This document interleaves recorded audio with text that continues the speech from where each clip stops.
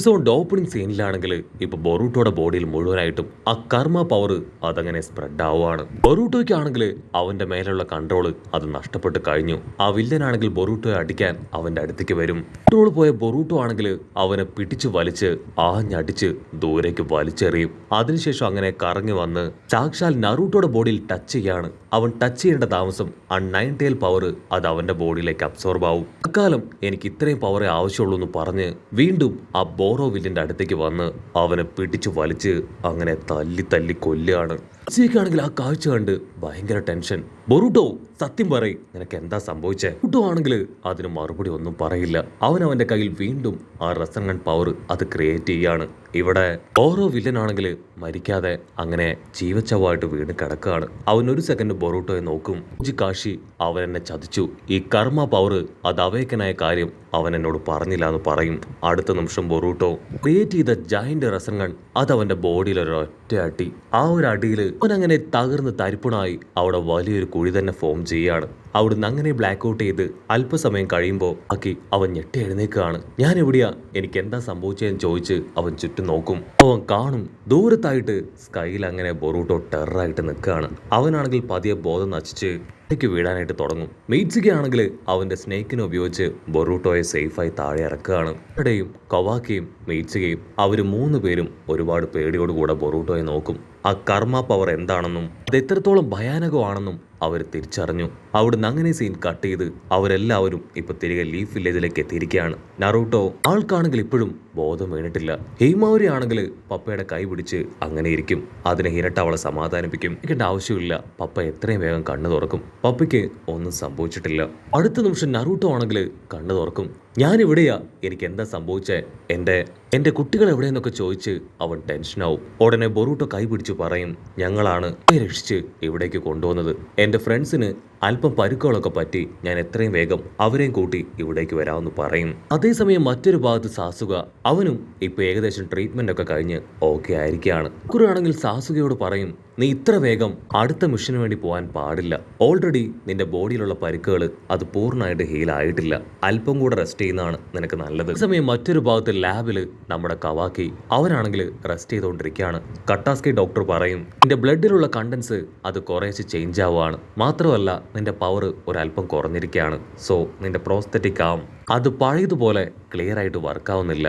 അതിനവനാണെങ്കിൽ ക്യാഷ്വലായിട്ട് പറയും, അത് കുഴപ്പമില്ല, എനിക്ക് എൻ്റെ ജീവൻ അത് തിരികെ കിട്ടിയല്ലോ, അതാണ് ഏറ്റവും വലിയ കാര്യം എന്ന് പറയും. ഉടനെ ബൊറൂട്ടോ ആണെങ്കിൽ ഓടി വന്ന് കട്ടാസ്കിയോട് പറയും, കട്ടാസ്കി എന്റെ പപ്പ നറൂട്ടോ അദ്ദേഹം കണ്ണു തുറന്നു, അത് പറയാനാണ് ഞാൻ ഇവിടേക്ക് ഓടിയെത്തിയത്. അവനാണെങ്കിൽ അത് കേട്ട് ഭയങ്കര സന്തോഷം. അല്പസമയം കഴിയുമ്പോഴേക്കും അവിടേക്ക് നറൂട്ടോയും സാസുകയും ഷിക്കമരുവും അങ്ങനെ എല്ലാവരും കടന്നു വരികയാണ്. ഷിക്കമരു ആണെങ്കിൽ സാസുകയോടും നറൂട്ടോടും ചോദിക്കും, ഈ ഒരു അവസ്ഥയിൽ ചോദിക്കുന്നത് ശരിയാണോ എന്നറിയില്ല, എങ്കിലും എനിക്കിത് ചോദിക്കാതിരിക്കാൻ കഴിയില്ല. ആ ജീഗൺ അവൻ ഒട്സുസുജി ക്ലാനിലുള്ളവൻ തന്നെയാണോ? അതിന് സാസുകി പറയും, അതെ, അവരുടെ ലൊക്കേഷൻ ഞാൻ കണ്ടതാണ്, അവിടെ ആ ടെൻറ്റയിലുണ്ട്. പക്ഷേ ഇനി നമുക്ക് അവിടേക്ക് പോകാൻ കഴിയുമെന്ന് തോന്നുന്നില്ല. അവരാ ലൊക്കേഷൻ അത് ചേഞ്ച് ചെയ്തിട്ടുണ്ടാവും. ഷിക്കുമരു ആണെങ്കിൽ ലാസ്റ്റ് നടന്ന ഫൈറ്റിനെ കുറിച്ച് ബൊറൂട്ടോട് ചോദിക്കും. അതിന് ബൊറൂട്ടോ പറയും, ഞങ്ങൾ ഫൈറ്റ് ചെയ്തത് ജീഗണുമായിട്ടല്ല, ബോറോ എന്ന് പറയുന്ന അവന്റെ ടീമിൽ തന്നെയുള്ള മറ്റൊരാളുമായിട്ടാണ്. അവൻ ഒരുപാട് പവറുകളുണ്ട്. അവന്റെ ബോഡിയിൽ നിന്ന് വൈറസ് ഒക്കെ ക്രിയേറ്റ് ചെയ്ത് ഞങ്ങൾ അറ്റാക്ക് ചെയ്യാൻ ശ്രമിച്ചു. പക്ഷേ അവസാന നിമിഷം സാരഡ അവളുടെ ചിത്തോരി പവർ വെച്ച് അവനെ തകർത്തു. അത് കേട്ട് സാസുക ഞെട്ടും. ഉടനെ സാരഡയാണെങ്കിൽ ആ ഒരു വില്ലൻ പറഞ്ഞ കാര്യങ്ങൾ അവരോട് പറയുകയാണ്. അതിന് കവാക്കി പറയും, ആക്ച്വലി അവന്റെ ബോഡിയിൽ നിന്നാണ് ആ ഒരു വൈറസ് ക്രിയേറ്റ് ചെയ്യുന്നത്. അത് സയന്റിഫിക് നിഞ്ച ടൂളിന്റെ സഹായത്തിലൂടെയാണ് അവനത് ചെയ്യുന്നത്. ഇതിനോടൊക്കെ ഒരുപാട് പേർക്ക് ആ ഒരു വൈറസ് അത് സ്പ്രെഡ് ചെയ്ത് കഴിഞ്ഞു. അവരുടെ ടീമിൽ നിങ്ങൾ കാണാത്ത ഒരുത്തൻ കൂടെ ഉണ്ട്. അവന്റെ പേര് കോടെന്നാണ്. മാത്രമല്ല ഇതിനെല്ലാം സഹായിക്കുന്ന ഒരു പ്രധാനി ഒരു ഡോക്ടറാണ്. അവനാണ് ഈ കാര്യങ്ങളെല്ലാം ക്രിയേറ്റ് ചെയ്യാൻ അവരെ സഹായിക്കുന്നത്. ഉടനെ ഷിക്കുമരുവാണെങ്കിൽ ഈ കാര്യങ്ങളെല്ലാം കേട്ട് അല്പനേരം ആലോചിക്കും. അതിനുശേഷം വാക്കിക്ക് നേരെ ടേൺ ചെയ്ത്, നിന്നെയാണ് എല്ലാവരും ഒരു വെസലായിട്ട് കരുതുന്നത്, അതെന്തിനാണെന്ന് നിനക്കറിയില്ലേ? അതിനവനാണെങ്കിൽ തീർത്തു പറയും, എനിക്കറിയില്ല. പക്ഷെ ഷിക്കുമരു ആണെങ്കിൽ വീണ്ടും അവനോട് കുത്തി ഓരോരോ കാര്യങ്ങൾ ചോദിക്കുകയാണ്. അതിൽ ടെൻഷനായ കവാക്കി ആണെങ്കിൽ ഇവരോട് പോയി ദേഷ്യപ്പെട്ട് പറയും, നിങ്ങളോട് ഞാൻ എത്ര തവണ പറഞ്ഞു എനിക്കൊന്നും അറിയില്ല എന്ന്. എനിക്കറിയാവുന്ന ഡീറ്റെയിൽ ഞാൻ നിങ്ങളോട് പറഞ്ഞു കഴിഞ്ഞു. നിങ്ങൾ പറഞ്ഞതുപോലെ തന്നെ അവരെന്നെ ഒരു വെസലായിട്ടാണ് കാണുന്നതെന്ന് എനിക്കറിയാം. പക്ഷെ എന്തിനാണ് അങ്ങനെ കാണുന്നതെന്ന് എനിക്കറിയില്ല. അല്ലാതെ മറ്റാരെങ്കിലും അവർ വെസലായിട്ട് കരുതുന്നുണ്ടോ എന്നും എനിക്കറിയില്ല. അത് കേട്ട് ഇപ്പൊ നറൂട്ടോ ആണെങ്കിൽ ഷിക്കമരുവിനോട് പറയും, ഷിക്കമരു അവർ ഓൾറെഡി നല്ല ടയേർഡാണ്. എന്നെ രക്ഷിച്ചതും ആ ഒരു ബോറോ വില്ലനുമായിട്ട് ഫൈറ്റ് ചെയ്തതും എല്ലാം അവരാണ്. അവനെ കവാക്കിയെ നമ്മൾ സംശയിക്കുന്നത് ശരിയല്ല. തീർച്ചയായിട്ടും അവൻ ഇതിൽ നിരപരാധി തന്നെയാണ്. എനിക്ക് കവാക്കിയെ കാണുമ്പോൾ എന്റെ കുട്ടിക്കാലമാണ് ഓർമ്മ വരുന്നത്. ഇപ്പൊ അവൻ ആവശ്യം പ്രോപ്പർ റെസ്റ്റ് ആണെന്ന് പറയും. അത് കേട്ട് ഷിക്കമരു അവനങ്ങനെ തല താഴ്ത്തി നിൽക്കുകയാണ്. പിന്നെ സാക്കുറ ആണെങ്കിൽ അവിടേക്ക് വന്ന് പറയും, കവാക്കിക്ക് മാത്രമല്ല നറൂട്ടോ നിനക്കും ഇപ്പൊ റെസ്റ്റ് തന്നെയാണ് വേണ്ടത്. നിങ്ങൾ എല്ലാവരും പ്രോപ്പർ റെസ്റ്റ് എടുക്കണം.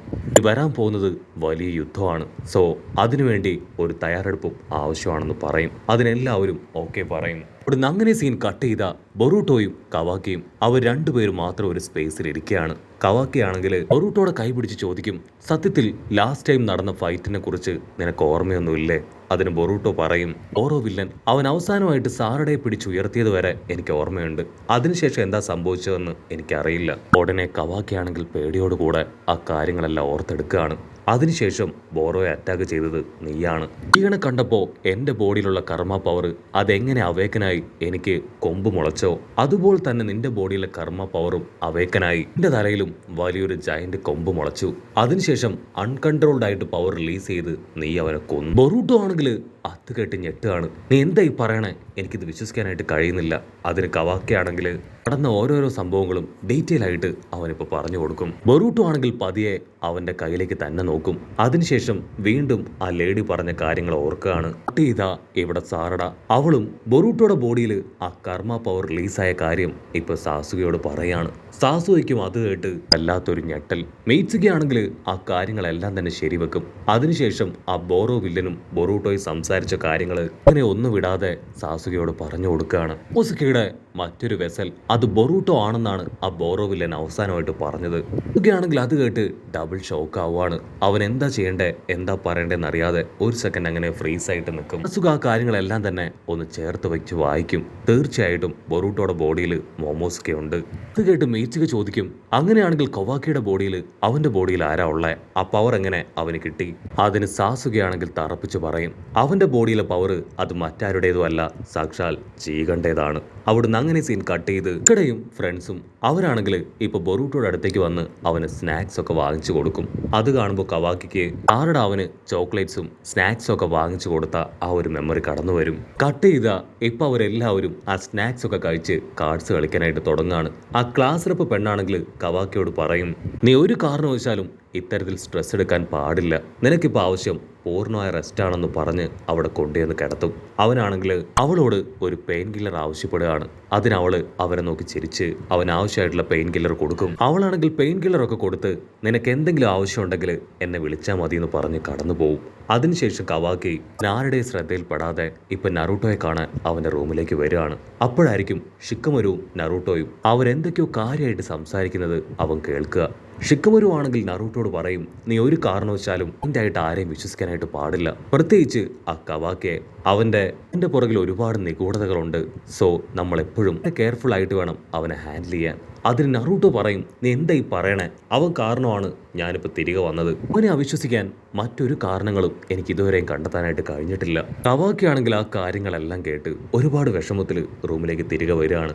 അവൻ അവന്റെ കയ്യിലേക്ക് തന്നെ നോക്കും. അതിനുശേഷം അവനാണെങ്കിൽ ഈ ഗ്രാമത്തിൽ നിന്ന് കിട്ടിയ എല്ലാവരെ കുറിച്ചും അവൻ ആലോചിക്കുകയാണ്. എല്ലാവർക്കും അവന്റെ മേലെ ഒരുപാട് സ്നേഹവും കരുതലും ഒക്കെയാണ്. സോ അങ്ങനെയുള്ള ഇവർക്ക് ഞാൻ ഒരു പ്രോബ്ലം ആയിട്ട് മാറാൻ പാടില്ല എന്ന് പറഞ്ഞ് അവനാണെങ്കിൽ വിൻഡോ ഓപ്പൺ ചെയ്ത് പുറത്തേക്ക് നോക്കി നിൽക്കുന്നതോടു കൂടെ ഈ ഒരു എപ്പിസോഡും അവസാനിക്കുന്നു.